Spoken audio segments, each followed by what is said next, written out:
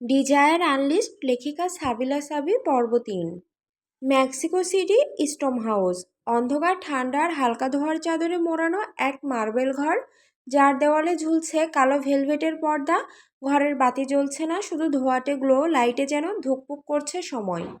ঘরের মাঝখানে বসানো বিশাল এক কালো পাথরের বাথট্যাব, গরম জল ফুসফুসিয়ে উঠছে, অ্যালকোহল মেশানো সেই পানির বুদবুদের শব্দে যেন ফেটে পড়ছে নীরবতা।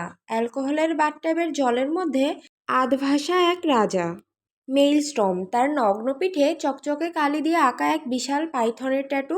সাপটা যেন ওর মেরুদণ্ড ঘিরে উঠেছে ঘাড় পর্যন্ত, আর কানের ঠিক পেছনে রয়েছে তার গর্ব, একটা বিচ্ছুর ট্যাটু, ছোট নয়, একদম অস্বস্তিকরভাবে স্পষ্ট। তার চোখ আধবোজা, ঠোঁট জমে আছে বিদ্রূপের এক টান, এক হাতে ধরা গাঢ় লাল ওয়াইনের বোতল, অন্য হাতটা জলের উপরে ভেসে আছে, চক্রাকারে ধীরে ধীরে ঘুরছে।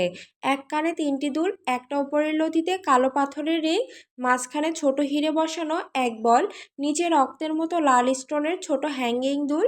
শীতল আর বিপজ্জনকভাবে শৈল্পিক লাগছে। ঘাড় পর্যন্ত লম্বা চুলগুলো থেকে পানি টপ টপ করে গড়িয়ে পড়ছে, আর সামনের চুলগুলো চোখের ওপর পড়ে তাকে আরও বেশি অন্ধকারাচ্ছন্ন করে তুলেছে।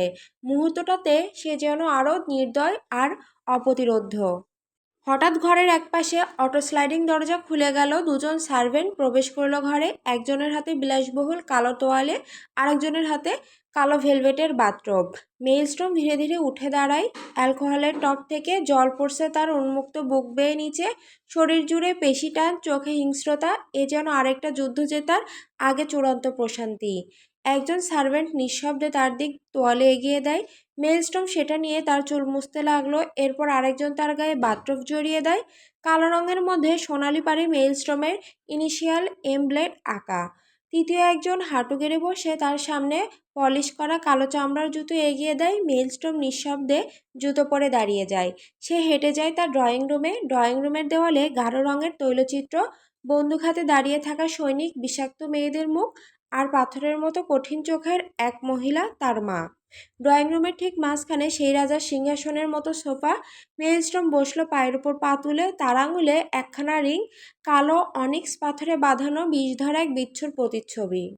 ঘরের বাতাস ভারী, হালকা নীল আলোয় ভেসে আসে পুরো লিভিং রুমটা। ছাদ থেকে নামানো আড়ষ্টবাতি ফিকে আলোর ছায়া ফেলে রেখেছে মেইলস্টোমের গায়ে। ঘাড় পর্যন্ত নেমে আসা তার ভেজা চুলগুলো এখনও জলধারায় বয়ে যাচ্ছে, আর সামনের ঝুলে পড়া চোখের ওপরে সে জমে আছে যেন এক অন্ধকার পর্দা। তার হাঁটুর উপর পা রাখা, এক হাতে সিগারেট, অন্য পাশে রাখা একটা চৌকোনা সোনালি ট্রে, যার ভেতর সাজানো হিরোইন, কোকেন, এলএসডি। মেইলস্টোম যা যা নেশায় ভাসে সব। রক্তলাল টারবাইন ফিল্টারের সিগারেটের ধোঁয়া ধীরে ধীরে ছড়িয়ে পড়ছে বাতাসে। ঠিক তখন দরজা ঠেলে ঢুকলো মেক্সিকোর কুখ্যাত ডিলার ভিয়াগো কারভাজাল। মুখে কৃত্রিম হাসি লেগে আছে, আর তার গায়ে সিল্কের ঢোলা শার্ট। পেছনে তার সেক্রেটারি, একজন শান্ত চেহারার যুবক, নাম আন্দ্রেস। মেইলস্টোম কোনো কথা বলে না, শুধু দুই চোখে তাকিয়ে থাকে ডিলার ডিয়েগার দিকে। ডিলার উঠে দাঁড়িয়ে প্যাকেটের হিসাব দেওয়ার সময় তার সেক্রেটারি আন্দ্রেস নরম স্বরে বলে, দামটা ওখানে একটু হেরফের হয়েছে স্যার, কিন্তু আইজি বলেছে ওটা সামলে নিতে। এই কথাটা বলার সাথেই হঠাৎ মেইলস্টোম কোমরের কাছে হাত নিয়ে যায়, ঝট করে পিস্তল বের করে, ট্র্যাক। একটানা গুলির শব্দ। আন্দ্রেসের কপালে গর্ত হয়ে যায়, সে ঢলে পড়ে গিয়ে পেছনে, রক্ত ছিটকে গিয়ে লাল করে দেয় সাদা মার্বেল মেঝে। ডিলার ডিয়েগো কিংকর্তব্যবিমুখ, সেকেন্ডের মধ্যে তার মুখ শুকিয়ে যায়। আইজি কি এখন তোমার হিসেব করে দেয়? মেইলস্টোম ধোঁয়া ছাড়তে ছাড়তে জিজ্ঞেস করে, ঠোঁটের কোণে হালকা হেসে। গুলির শব্দে হঠাৎ পাশের কাচ ঘেরা শেড কেঁপে ওঠে, যেন সেই শব্দেই একটার পর একটা ব্ল্যাক ডেজার্ট স্করপিয়ন বেরিয়ে আসে। বিশাল মেটে রঙের প্রশিক্ষিত বিষধর বিচ্ছুরা, সেগুলোর জন্য ঘরের এক কোণে রাখা আছে আলাদা গ্লাস ভর্তি ভিভারিয়ামে, যেটা অনেকটা অ্যাকুরিয়ামের মতো দেখতে, কিন্তু বিচ্ছুর জন্য তৈরি। বিচ্ছুগুলো একে একে বেরিয়ে আসে, ধীরগতিতে ঘুরে বেড়াতে থাকে ডিলারের চারপাশে, একটা দুটোর পায়ের ওপর উঠতে শুরু করে। ডিলার তখন ভয়ে চিৎকার দেওয়ার মতো করে শ্বাস নিতে নিতে হঠাৎই দুপা তুলে নেয় সোফার ওপর, যেন মেঝে এখন লোহার মতো গরম। ডিলারের চোখ এখনো বিস্ফারিত, সেক্রেটারির মাথা ছিন্ন ভিন্ন হয়ে ছড়িয়ে পড়েছে কাচের টেবিলের ওপর, চারপাশে গা শিউরে ওঠা নিস্তব্ধতা। মেইলস্টোম দাঁড়িয়ে পড়ে, তারপর ডিলারের দিকে সামান্য ঝুঁকে ঠান্ডা গলায় বলে, আমি হিসাব চাই, নাটক না। যদি আর কোনো হিসাবের ভেতর আইজির ছায়া পাই তবে তোমার লাশটা রাখার জায়গাও এখানে হবে না। ডিলার কাপা গলায় ফাইলটা বাড়িয়ে দেয়। বাইরে তখনও একটার পর একটা বিচ্ছু ঘুরে বেড়াচ্ছে। কালচে শরীর, খোলা গা কাঁপানো নীরবতা, রক্তের গন্ধে পাগল হয়ে উঠেছে যেন ওরা। মেলস্ট্রম হালকা করে বলল, ওরা পছন্দ করে লোকে যখন মিথ্যে বলে, আরও বেশি পছন্দ করে যখন রক্ত গড়ায়। মেইলস্টর্ম ধীরে ধীরে উঠে দাঁড়ালো। একটা বিচ্ছু এবার ডিলারের জুতোর উপর উঠেছে। তুমি এসেছো আমার কাছে কিছু চাওয়ার জন্য, বুঝলে? আমার সময়, আমার লোক, আমার এলাকা ব্যবহার করবে। ডিলটা কিসে হচ্ছে সেটা এখন ঠিক করি। মেইলস্টর্ম ঠান্ডা গলায় বলল। ডিলার বসেছিল কাষ্ঠখচিত চেয়ারটায়। ঘরের বাতাসে তীব্র আতঙ্কের গন্ধ। মেইলস্ট্রমের চোখের দিকে একবার তাকাতেও তার সাহস হচ্ছিল না। তার কণ্ঠ কাঁপছিল, গলায় শুকনো থুতু গিলে বলল, 50 কিলো কলম্বিয়ান খাঁটি মাল। কোকেন যেটা কলম্বিয়া থেকে এসেছে, খুব ক্লিন কোয়ালিটি স্যার। পুরোটা একসাথে না, দুবারে পৌঁছাবে। দুটো চালান, খুবই সাবধানে পাঠানো হবে। তার কণ্ঠস্বর আর একটু নেমে এলো, যেন গলা পর্যন্ত ভয়ে ডুবে যাচ্ছে। অ্যাডভান্স মানে? টাকা আগে দিতে হবে, ডেলিভারির পরে না। নিরাপদ রুট নেওয়া হবে সার্লানো বন্দরের মাধ্যমে। সার্লানো ইটালির একটি সমুদ্র বন্দর। ওইখানে কাস্টমস থেকে চোখ ফিরিয়ে রাখার লোক আছে আমাদের, একদম সেফ। সে থেমে গেল, তারপর ধীরে ধীরে চোখ তুলে তাকালো মেইলস্ট্রমের দিকে। দৃষ্টি যেন করাত কেটে যাচ্ছে। কিছু বলবে কিনা সে অপেক্ষায় ডিলার যেন প্রাণ ভয়ে দম ধরে রেখেছিল। মেইলস্ট্রম একটা ধোঁয়া ছেড়ে বলল, বেশ, তবে দাম কিছুটা বাড়বে। রক্ত মুছতে হয় আমাকে, বডি ডিসপোজ করতে হয় আমার লোককে। আর বিচ্ছুরা তো ফ্রি খায় না, তাই না? ডিলার মাথা নাড়ে। Whatever you say deal. Maelstrom আবার বসে পড়ে, পা তুলে রাখে আগের মতো। একটা বিচ্ছু চুপচাপ ফিরে যায় তার পায়ের নিচে। অন্যগুলোও ধীরে ধীরে অদৃশ্য হয়ে যায়। ভিলা অ্যাসপেরেঞ্জা চৌধুরী বংশের ঐতিহ্যের প্রতীকের অভ্যন্তরে লম্বা ছাদের নিচে ঝুলছে স্ফটিকের ঝাড়বাতি। দেওয়ালে দেওয়ালে মূল্যবান চিত্রকর্ম আর গোল্ডেন ফ্রেমে টাঙানো পুরনো পারিবারিক ছবি। ডাইনিং টেবিলের চারপাশে তখন চৌধুরী পরিবারের সদস্যরা, অ্যাসপেরেঞ্জার উত্তরসূরি আর বর্তমান কর্ণধার সায়েম চৌধুরী, তার স্ত্রী কার্গো চৌধুরী, বড় ছেলে জাভিয়ান অ্যামেলিও চৌধুরী, ভাতিজি লুসিয়া চৌধুরী আর ভাতিজা মার্কো রেস চৌধুরী। হালকা গ্লাসে ওয়াইন আর নীরব অথচ রাজকীয় পরিবেশের মাঝখানে সায়েম চৌধুরী হঠাৎ কণ্ঠ পরিষ্কার করে বললেন, বাংলাদেশে আমার একটা অনেক বড় বিজনেস ডিল হচ্ছে জাভিয়ান। আমাদের দুদিনের মধ্যে ঢাকা ফিরতে হবে। এক মুহূর্তেই টেবিল জুড়ে নামলো এক স্তব্ধতা। পরিবেশের উষ্ণতা হঠাৎ যেন হিম হয়ে এলো। জাভিয়ানের চোখে বিরক্তি ফুটে উঠল। মনে মনে সে বলতে চাইল, আবার সেই দেশ, কিন্তু উচ্চারণ করল না, কারণ সে জানে আর মাত্র 5 দিন। যদি এই সময়ের মধ্যেই কোনো মেয়েকে হাজির করতে না পারে, তাহলে চুক্তি অনুযায়ী বাবার আদেশেই যে কোনো মেয়েকে বিয়ে করতে হবে। তাই জাভিয়ান চোখ নামিয়ে একটু মাথা হেলিয়ে সে সম্মতির চিহ্ন দেয়। এই সময় পাশে বসা লুসিয়া মুখে এক গ্লাস জুস তুলে নিয়ে অলস ভঙ্গিতে বলে ওঠে, আমার কিছু মিউজিক রেকর্ডিং বাকি, আমি এই মুহূর্তে দেশ ছাড়তে পারবো না। আর টেবিলের প্রান্তে বসে থাকা মার্কো, বইয়ের পাতার মতো মুখ আর সাদা চশমার পেছনে লুকানো নির্দোষ চোখে বলল, আমি এখানেই থাকবো বড় আব্বু। আমার থিসিস জমা দেওয়ার সময় ঘনিয়ে এসেছে। মার্কো রেস চৌধুরী পরিবারের এক জ্যান্ত উইকিপিডিয়া, একটা লাইব্রেরির মতো ছেলে, যাকে পুরো পরিবারে সবচেয়ে ব্রিলিয়ান্ট, ইনোসেন্ট এবং নরম প্রকৃতির বলা হয়। জাভিয়ানের সম্পূর্ণ বিপরীত। গায়ে পরিপাটি শার্ট, বুক পকেটে কলম, আচরণে সবসময় বিনয় আর ভদ্রতা। তার ঢেউ খেলানো বাদামি চুল, গমরাঙা ত্বক আর শান্ত চোখে যেন এক অন্যরকম স্বচ্ছতা। সায়েম চৌধুরী তখন গলা আরও গম্ভীর হয়ে ওঠে, এই ভ্রমণ শুধু ব্যবসা না জাভিয়ান, এটা আমাদের রক্তের স্মৃতি, আমাদের পিতৃভূমিতে পা রাখার আনন্দও। ডাইনিং টেবিলের আলো, খাবারের গন্ধ আর সামনে দাঁড়িয়ে থাকা বিপদের ছায়া, সব মিলিয়ে জাভিয়ানের জন্য শুরু হচ্ছে এক নতুন সফর, যা শুধু ব্যবসা নয়, ভাগ্যকেও বদলে দিতে চলেছে। দুদিন পরে ভিলা অ্যাসপেরেঞ্জা চৌধুরী বংশে মেক্সিকোর বাড়িটা আজ অনেকটাই নীরব। সাদা মার্বেলের বিশাল বারান্দায় এখন আর কেউ নেই। শুধু পড়ন্ত রোদের ঝিলিক যেন নরম আলোয় ফেলে যাচ্ছে শেষ বিকেলের সোনালি ছায়া। সমুদ্রের গর্জন পিছনে ফেলে এসেছেন তারা। এখন সামনে শুধু এক অনিশ্চিত সফরের ছায়া। সকাল সকাল সব ব্যাগ গোছানো শেষ। দুইটা কালো বোগার্টি ধীরে ধীরে পাহাড়ি রাস্তায় চলতে থাকে। লক্ষ্য মেক্সিকো সিটি ইন্টারন্যাশনাল এয়ারপোর্ট। অবশেষে 28 ঘন্টা পর ঢাকা বাংলাদেশ আজকের রাত। হজরত শাহজালাল আন্তর্জাতিক বিমানবন্দরের ভিআইপি গেট খুলে যায় নির্দিষ্ট সংকেতে। আলো আর নিরাপত্তার ঘনঘটা মিলে তৈরি করে এক অভিজাত দৃশ্য। সাদা লাইন লাগানো কালো টয়েটো এলোফারগুলো দাঁড়িয়ে আছে প্লেন আসার সিগন্যালে প্রস্তুত। মেক্সিকো থেকে আগত ভিআইপি ভিসাধারী যাত্রীদের মধ্যে সবার আগে বেরিয়ে আসে এক পুরুষ। স্মার্ট ব্ল্যাক ট্রাউজার, চকচকে ব্রাউন চামড়ার জ্যাকেট, চোখে কালো সানগ্লাস আর তীক্ষ্ণ চিবুকের থুতনিতে বাদামি তিল। জাভিয়ান অ্যামিলিও চৌধুরী। তার পেছনে আসলো এক পরিপাটি মধ্যবয়স্ক ভদ্রলোক, শাইম চৌধুরী, যিনি আন্তর্জাতিক ব্যবসা ও রাজনীতির জগতে এক পরিণত নাম। গায়ে হালকা ধূসর স্যুট, মুখে গাম্ভীর্য আর চোখে বিশ্লেষণের প্রখরতা। তার পাশে ধীরভাষী মার্জিত এক মেক্সিকান নারী, কার্গো চৌধুরী, শ্যামের স্ত্রী এবং এই পরিবারের শান্ত অথচ ধীর ভিত্তি। শেষে হেঁটে আসে জাভিয়ানের ব্যক্তিগত সেক্রেটারি রায়হান, বাংলাদেশি তার জন্মভূমি। চোখে চশমা, মুখে উত্তেজনার ছায়া। ব্যাগ টানতে টানতেই সে বলে ওঠে, স্যার, অবশেষে দেশে ফিরলাম। আব্বু আম্মুকে চমকে দেব একদম। জাভিয়ান এক ঝলক তাকিয়ে দেখে তাকে। ঠোঁটে উঠে আসে সেই পরিচিত হালকা কিন্তু ধারালো হাসি। তোমার দেশের প্রতি এই আবেগ দেখে মাঝে মাঝে ঈর্ষা লাগে রায়হান। কার্গো চৌধুরী নরম ভঙ্গিতে বলে ওঠেন, তুমি এবার তোমার বাবা মায়ের সঙ্গে একটু সময় কাটাও রায়হান, এরপর অনেক কাজ আছে। শাইম চৌধুরী ঠিক তখনই টয়োটো এলফার গাড়িতে ওঠার মুহূর্তে বলেন, এই সফরটা আমাদের জন্য শুধু ব্যবসার না, সম্মানের প্রশ্ন। 1 মাসের মধ্যেই পুরো স্ট্রাকচার দাঁড় করাতে হবে। জাভিয়ান কিছু বলে না, সে শুধু সামনের অন্ধকার আকাশের দিকে তাকিয়ে থাকে। তার মাথার মধ্যে তখন ঘুরছে একটাই চিন্তা, আর মাত্র 2 দিন, এর মধ্যেই কোনো মেয়েকে খুঁজে পেতে হবে, না হলে। সানগ্লাসের আড়াল থেকে তার চোখে ফুটে ওঠে এক অদ্ভুত কঠিনতা। আলো ছায়ার খেলার মাঝে ঢাকার রাত তাকে আরেক যুদ্ধের দিকে নিয়ে যাচ্ছে, যেখানে সময় অল্প এবং দায়িত্ব অনেক বেশি। চৌধুরী নিকেতন, গুলশান 2, ঢাকা। আকাশে মেঘ জমলেও চৌধুরী নিকেতনের বিশাল লোহার গেট খুলতেই বাড়ির পুরনো গন্ধ আর স্মৃতিরা যেন হু হু করে ছুটে এলো জাভিয়ানের বুকে। লম্বা পিচঢালা ড্রাইভওয়ে পেরিয়ে টয়োটো এলফার গাড়িগুলো একে একে থামলো বারান্দার সামনে। চৌধুরী নিকেতন একটি রাজকীয় পুরাতন বাংলো টাইপ বাড়ি, যার দেওয়ালে রয়ে গেছে ধূসর শৈল্পিকতা আর এলিট ঐতিহ্যের ছাপ। সবার আগে নামলেন জাভিয়ান, ব্রাউন জ্যাকেট ঠিক করতে করতে সামনে এগোলো। তার পেছনে তার সেক্রেটারি রায়হান, যার মুখে ছিল খানিক কৌতূহল আর স্মৃতিমাখা আবেগ।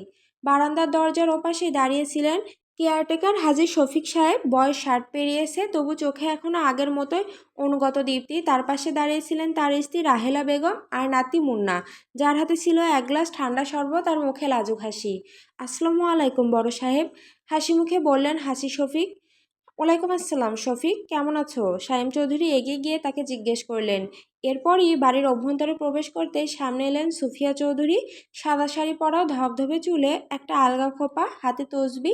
চোখে মুখে বয়সের রেখা থাকলেও চাহনিতে ছিল চিরন্তন দৃঢ়তা। আমার ছেলে আর নাতি ফিরেছে অনেক বছর পর, দাদি বললেন, আর তার গলা ভেতরে কেঁপে ওঠে এক টুকরো কান্না। শাইম চৌধুরী আর কার্গো চৌধুরী এগিয়ে গিয়ে তার পা ছুঁয়ে সালাম করলো। সুফিয়া চৌধুরী আলতো করে মাথায় হাত রেখে দোয়া করেন দুজনকেই। তার চোখের পানি কারো অজানা রইল না। আর জাভিয়ান তার দাদিকে জড়িয়ে ধরল। একটা মুহূর্তের জন্য সবকিছু থেমে যায়। তারপর ভেতরের ডাইনিং হলে হাজী শফিক তাদের নিয়ে যান, যেখানে আগে থেকেই সাজানো ছিল খাবার, বিরিয়ানি, রোস্ট আর রসগোল্লা। রেহমান প্রাঙ্গণে আজ যেন সাজ রব। বারান্দা থেকে শুরু করে ছাদ পর্যন্ত ঝুলছে সোনালি লাইটিং। ঝকমকে আলোয় ভরে উঠেছে প্রতিটি কোণা। বারান্দার রেলিংয়ে ঝোলানো হয়েছে শিমুল ফুলের লাল কমলা মালা। এক একটা ঘরে ঘরে অতিথিদের হাঁক ডাক, হাসি কান্নার মিষ্টি গানের কলতান। সব মিলিয়ে যেন ছোটোখাটো কোনো রাজকীয় উৎসব। আজ এলিনার এঙ্গেজমেন্ট। তানভীর বড় বোন সে। সকাল থেকেই গেটের সামনে বিলাসবহুল গাড়ির লাইন। গাড়ি থেকে নেমে আসছেন বরপক্ষের আত্মীয় স্বজনেরা, কারো হাতে উপহারের প্যাকেট, কেউ বা ফুল হাতে নিয়ে এলিনাকে দেখতে চায় এক ঝলক। ছেলের পরিবার এক দেখাতেই মেয়েকে পছন্দ করে ফেলেছে, তাই আর সময় নষ্ট না করে দ্রুত বিয়ের দিন স্থির করতে চায় তারা। বর লন্ডনে থাকে, অফিসের ছুটিও সীমিত, তাই বিয়েটা যত তাড়াতাড়ি হয় ততই মঙ্গল। এদিকে এলিনা গোলাপি রঙের জরির শাড়ি আর মাথায় পাতলা ওড়না পরে সাজঘরে বসে আছে। চোখে হালকা কাজল, ঠোঁটে ম্লান গোলাপি রং, মুখে হালকা সংকোচ, আনন্দ আর অজানা এক শঙ্কার মিলেছে। যেন ওর চোখে নতুন এক পৃথিবীর দ্বার খুলছে। তানির অবস্থা আজ যেন দুই ভিন্ন জগতে আটকে পড়া এক দূত। একদিকে তার বোনের এঙ্গেজমেন্ট, ঘরে ঘরে অতিথিদের অভ্যর্থনার দায়িত্ব, অন্যদিকে ফারহানের দায়িত্ব পালন করছে। সবকিছু সামাল দিচ্ছে সে একাই, অথচ এই মুহূর্তে যে মানুষটির পাশে থাকা দরকার ছিল সবচেয়ে বেশি, ফারহান, সে এখনো বাড়ি ফেরেনি। তানবীর বাবা বারবার ফোন হাতে নিচ্ছে আবার রেখে দিচ্ছে। ফারহানকে ফোনে পাওয়া যাচ্ছে না, অথচ ইতিমধ্যে বরের পুরো পরিবার বসে গেছে ড্রয়িং রুমে। সময় যেন চলেছে তার নিজের গতিতে, কিন্তু ফারহানের অনুপস্থিতি তার বাবার চোখে খানিক অস্বস্তির ছায়া এনে ফেলেছে। চারপাশে মানুষের কোলাহল, নতুন নতুন মুখ আর পরিচয়ের মধ্যে দিয়ে বাড়িটা আনন্দিত হয়ে উঠেছে। তানবী মাথায় সানগ্লাস চাপিয়ে সদ্য দেখা দুলাভাইয়ের দিকে তাকিয়ে বলে, এই যে মিস্টার দুলাভাই, শুনেছি আপনি নাকি ইঁদুর ভয় পান। তাহলে আজ রাতে আপনার জন্য একটা সারপ্রাইজ অপেক্ষা করছে। তার কথা শুনে আশেপাশের সবাই হেসে ওঠে, বিশেষ করে তার বান্ধবীরা নুসরাত, আদিবা আর স্নেহা, যারা জানে তানবীর এমন দুষ্টুমি নতুন কিছু না। দুলাভাই হেসে বললেন, তানবী, তুমি কিন্তু আমার জন্য একটা চ্যালেঞ্জ হয়ে উঠছো। তানবী চোখ টিপে বলল, দুলাভাই, আমি তো চ্যালেঞ্জই। আমাকে সামলাতে পারলেই আপনি রেহমান পরিবারের যোগ্য সদস্য হতে পারবেন। তার মা দূর থেকে ডেকে বলে, তানবী, আর দুষ্টুমি করো না, অতিথিরা এসেছেন। তানবী মুখ টিপে হাসে, তারপর বলল, আসলে দুলাভাই, আমার খুব পছন্দ হয়েছে। আমি জানতাম না তানবীর বড় বোনের কপাল এত ভালো হতে পারে। তানবীর রেহমান বাড়ির সবচেয়ে ছোট সদস্য, একবারেই পরিবারের প্রাণ। বয়স ১৯ পেরিয়ে গেলেও তার স্বভাব এখনও একেবারে শিশুদের মতোই সরল আর প্রাণবন্ত। পড়ালেখায় অনেক পারদর্শী সে। খুব ছোট বয়সে স্কুলে ভর্তি হয়েছিল। তানভীর জীবনে কোনো দুঃখ কষ্ট কখনোই প্রবেশ করতে পারেনি, কারণ পরিবারের প্রত্যেককেই যেন তাকে ভালোবাসায় মরে রেখেছে। বাবা, মা, বড় বোন এলিনা আর বড় ভাই ফারহান সবাই মিলে তানভীরকে আগলে রেখেছে সবসময়, যেন কোনো দুঃখ কষ্টের ছায়াও না পড়ে তার উপর।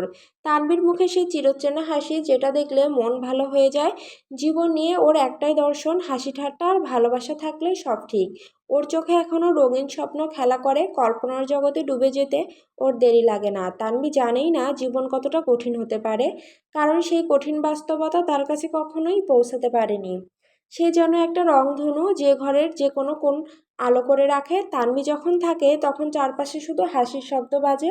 একা একা নয়, তার বান্ধবীরা যখন আসে তখন পুরো বাড়ি যেন ছোটদের স্কুলে পরিণত হয়। তার বড় বোনের সঙ্গে প্রতিনিয়ত চলতে থাকা খুনসুটিতে বোঝাই যায় সে কতটা প্রাণবন্ত, কতটা চঞ্চল। তানভী জানে না কষ্ট কাকে বলে, আর সবাই যেন চায় তানভীর সেই না জানা জগৎটাই বেঁচে থাকুক যতদিন সম্ভব। রাত গভীর। মেক্সিকো সিটির বুকে বিস্তৃত আকাশ জুড়ে নেমে এসেছে নরম অন্ধকার। শহরের আলো ঝলমলে দৃশ্য যেন দূর থেকে জ্বলন্ত রত্নপুঞ্জ। উঁচু স্ট্রম হাউজের বিশাল কাচের জানালার সামনে দাঁড়িয়ে আছে একজন পুরুষ, নির্জন নিলিপ্ত, যেন স্বয়ং অন্ধকারের পুত্র। মেইলস্ট্রম, তার হাতে এক গ্লাস রেড ওয়াইন, রক্তের মতো ঘন লাল, ঠোঁটে এক ফোঁটা অবহেলা, চোখে নিঃসংশয় আগুন। শহরের দিকে তাকিয়ে যেন মেপে নিচ্ছে ভবিষ্যৎ শিকার। ঠিক তখনই পিনপিনে শব্দে বেজে ওঠে ফোন। স্ক্রিনে ভেসে ওঠে একটি নাম, মামা। সে এক মুহূর্ত চুপ থাকলো, তারপর আঙুল ছুঁয়ে ফোনটি রিসিভ করলো। হ্যালো মম। ওপাশ থেকে ধীরে ভেসে আসে এক নারী কণ্ঠ, গভীর, ভারী, অথচ তীক্ষ্ণ, যেন শতলাসের ধারে গড়ে ওঠা কণ্ঠস্বর। একজন রানীর, মাফিয়া সাম্রাজ্যের মালিক, ইসাবেলা মোরেলোস। আরও একটা খুন করেছে শুনলাম। নারীটি হাসে, সেই হাসিতে ছায়া আছে, ছুরি আছে, অভ্যস্ত গর্ব আছে। মেইলস্ট্রম একটু না কাঁপে উত্তর দেয় ঠান্ডা কণ্ঠে, না মম, দুটো যোগ হয়েছে। সেই উত্তরে ওপাশ থেকে হঠাৎ নেমে আসে প্রশংসার ভার। সাবাস, এই তো আমার ছেলে। তার গলা যেন গর্জে ওঠে অদৃশ্য সিংহাসন থেকে। একটা মুহূর্ত নিস্তব্ধতা, তারপর ইসাবেলা আবার বলে ওঠে, এবার আরও গভীর উচ্চারণে, পুরো মেক্সিকোকে তোমার পায়ের নিচে এনে ফেলেছে মেইলস্ট্রম, কিন্তু আমি চাই এখন পুরো পৃথিবীটাই তোমার পায়ের নিচে থাকুক। মেইলস্ট্রম জানালার বাইরে তাকিয়ে থাকে। নিচের আলো তার চোখে প্রতিবিম্ব ফেলছে, কিন্তু তার চোখের ভেতর ঢুকতে পারছে না। এক একটা শহর, এক একটা দেশ যেন তার মানচিত্রে দাগ টানা লক্ষ্যমাত্রা। তার ঠোঁট থেকে বেরিয়ে আসে এক নিঃসংশয় প্রতিশ্রুতি, হবে মম, সব হবে। আলো ধীরে ধীরে উপরে উঠে যায়, মেক্সিকো সিটি হারিয়ে যায় অসীম অন্ধকারের মধ্যে। দূর থেকে ভেসে আসে এক টুকরো স্প্যানিশ পিয়ানো সুর, নরম, বিষাদময়, যেন রক্তে ভেজা সুরের আলিখ্য। গোডাউন অফ ফরচুন, দক্ষিণ মেক্সিকো। সূর্য তখন মেক্সিকোর গাঢ় আকাশে রক্তিম আলোর রেখা ছড়াচ্ছে। শহরের প্রান্তে এক নিষিদ্ধ অঞ্চল, মরুভূমির মাঝে ধূলিকণার মধ্যে দাঁড়িয়ে আছে বিশাল এক ধাতব গেট। গোডাউন অফ ফরচুন এটা কোনো সাধারণ ভল্ট নয়, বরং একটা এক্সট্রা টেরিটোরিয়াল সিকিউরিটি সিস্টেম দিয়ে সুরক্ষিত মাল্টি লেভেল আন্ডারগ্রাউন্ড কোষাগার। চারপাশে উচ্চ সিকিউরিটির প্যাচের ভারী লোহার গেটের সামনে দাঁড়ালে ফিঙ্গারপ্রিন্ট, রেটিনা স্ক্যান আর কণ্ঠস্বর যাচাইয়ের পর গেটটি ধীরে ধীরে খুলে গেল। মেইলস্টোম ধীর পায়ে সেখানে প্রবেশ করলো। তার চোখে ছিল সেই পুরনো অভ্যস্ততা, কিন্তু আজকের আগমনটা ছিল বিশেষ। আজ সে এখানে আরও কিছু মূল্যবান সম্পদ সংরক্ষণ করতে এসেছে। ভিতরে ঢুকতে দেখা গেল বিশাল এক ভূগর্ভস্থ হল, যেন ধাতব কোনো প্রাসাদ। চোখ ধাঁধানো সোনার বার সারি সারি রাখা, এক কোণে বিশাল স্টিলের আলমারিতে গুচ্ছ গুচ্ছ হীরা, প্রতিটি হীরায় আলাদা এক ইতিহাসের সাক্ষী। দেয়ালের পাশে সাজানো রয়েছে বিশ্বসেরা আর্ট গ্যালারির চুরি হয়ে যাওয়া চিত্রকর্ম, মোনালিসার একটি গোপন অনুলিপি, ভ্যান ঘরের চুরি হওয়া একখানা পেইন্টিং, একটা কাচের বাক্সে রাখা পৃথিবীর অন্যতম প্রাচীন মুদ্রা যার দাম অমূল্য। আরেক পাশে রয়েছে কোটি কোটি ডলারের ক্যাশ, গোছানো ভাবে রাখা ডলার, ইউরো, ইয়েন টাকায় ভর্তি। একটা বিশেষ চেম্বারে সর্বোচ্চ সুরক্ষায় রাখা আছে কালো টাইটানিয়াম কন্টেইনার, যেখানে সে পৃথিবীর 10টি সবচেয়ে মূল্যবান রত্ন রেখে দিয়েছে। আজ তার সঙ্গে এসেছে 6টি সেফ কন্টেনার, প্রতিটি টাইটানিয়াম কাঠামোতে মোড়া।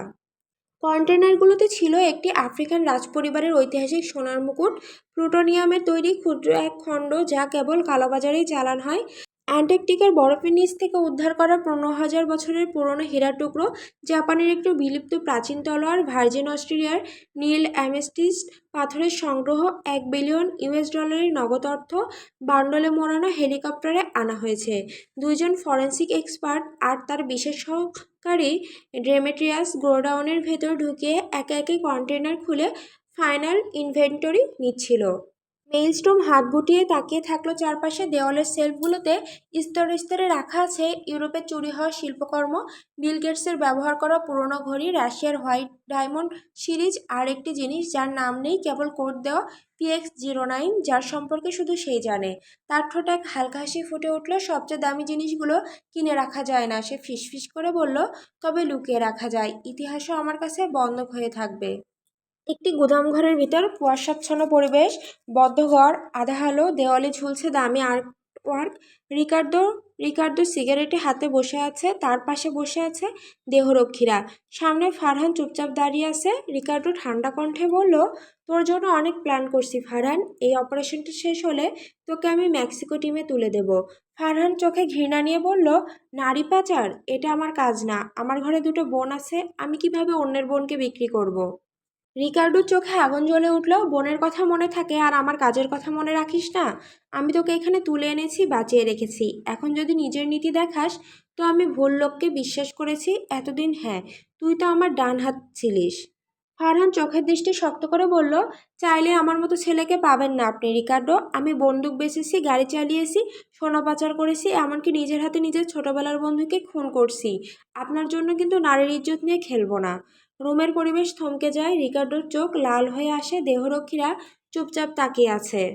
রিকার্ডো গম্ভীর গলায় বলল, তুই জানিস না আমি কি করতে পারি। রিকার্ডো পুনরায় কঠোর স্বরে বলল, তোর এই নরম মনোভাব চলবে না রে ফারহান।